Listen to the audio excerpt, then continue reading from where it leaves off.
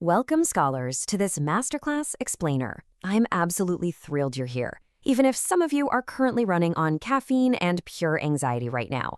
Today, we're going to completely elevate your understanding of social research. For those of you just embarking on your first major doctoral projects, we're going to transform how you view research. We're moving it away from a dry technical checklist and into a truly profound philosophical journey. Here is our roadmap for today. We'll start with the philosophy of social reality, check out the researchers' camera lenses, do deep dives into case studies and ethnography in the digital age, break down Bourdieu's cultural fields, and finally wrap up with ethics, triangulation, and praxis.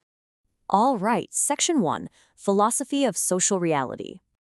Before we explore the how of research, we've got to establish the why. To really understand our modern techniques, we have to look back to our intellectual heritage. Max Weber threw down a massive challenge that we are literally still wrestling with today, the structure-agency problem. He asked how we can understand both the objective, rigid structures that govern social life and the deeply subjective meanings that individuals attach to what they do.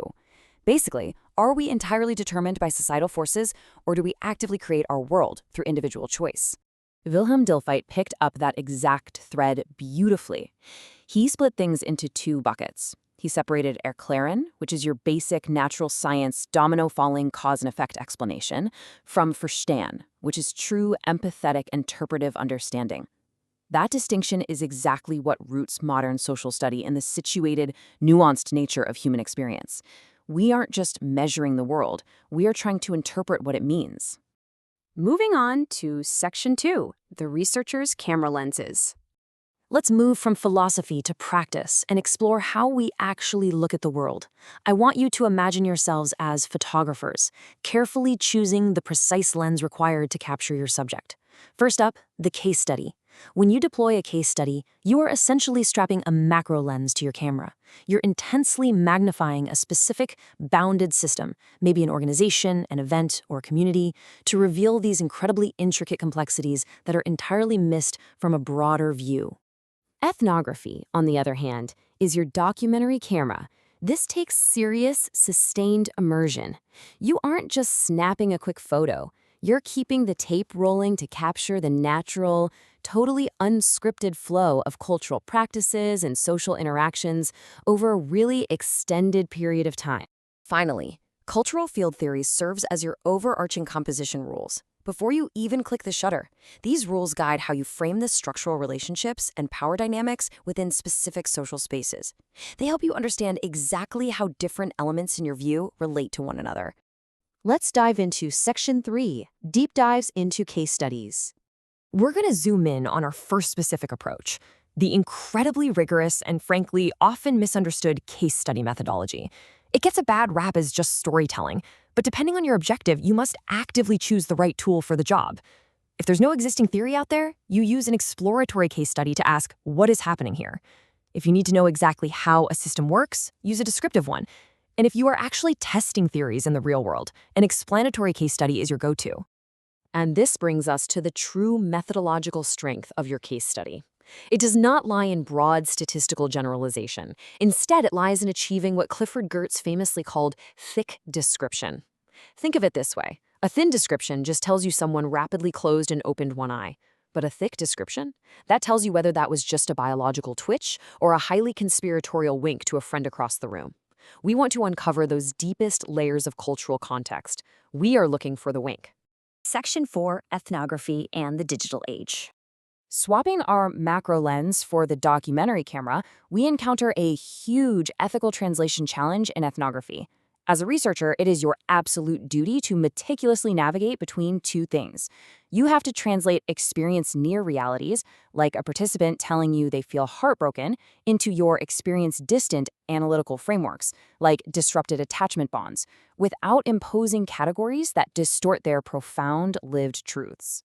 It's wild to look at how this method has evolved. Tracing the intellectual shift from the Chicago School's urban studies, think William Footwhite's famous 4-year immersion in an Italian-American neighborhood back in the 40s, all the way to contemporary ethnography in the digital age. It proves that our methods aren't static. They have to continuously evolve alongside shifting forms of human connection in virtual communities. Section 5, Bourdieu and Cultural Fields. Now we apply our composition rules. Remember Weber's structure agency problem from the very beginning? Well, the brilliant French sociologist Pierre Bourdieu drew on thinkers from Durkheim to Husserl to create a framework that finally bridges that exact gap between the rigid structural constraints of society and the creative agency of the individual actor. The key here is how competition actually works within these social fields. Bourdieu revealed that navigating society relies on far more than just money or economic capital. Actors accumulate and strategically deploy cultural, social, and symbolic capital to gain an advantage. Your aesthetic tastes, your elite education, who is in your specific network of friends, these are highly potent markers of your social position and power. And how exactly do we use all this capital? We do it through our habitus. These are your deeply internalized, socialized dispositions. It's the gut instinct lens through which you perceive the world. Habitus empowers you to unconsciously, yet incredibly strategically, navigate the structural constraints of these cultural fields. It is the ultimate bridge between structure and agency. Finally, Section 6, Ethics, Triangulation, and Praxis. In our final section, we get to synthesize all these tools into practice.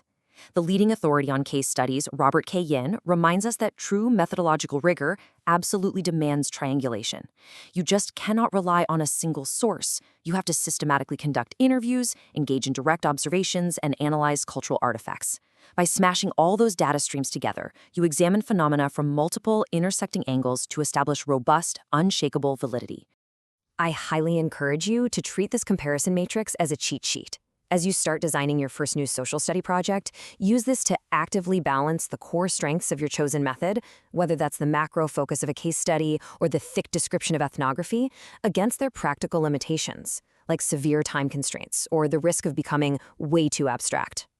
Ultimately, you must remember that analyzing human experience isn't just checking off technical boxes. It's an ethical interaction with real-world consequences. Your work impacts public discourse and justice. And that requires constant reflexivity, meaning you need to maintain a critical, honest awareness of your own assumptions, your background, and the scholarly power you hold as a researcher. So, as you finalize those doctoral proposals and get ready to step out into the field, I leave you with this final vital question. Which lens will you choose to map our incredibly complex social reality, and how will you wield that interpretive power responsibly? Thank you for joining me on this explainer, and seriously, best of luck out there in the field.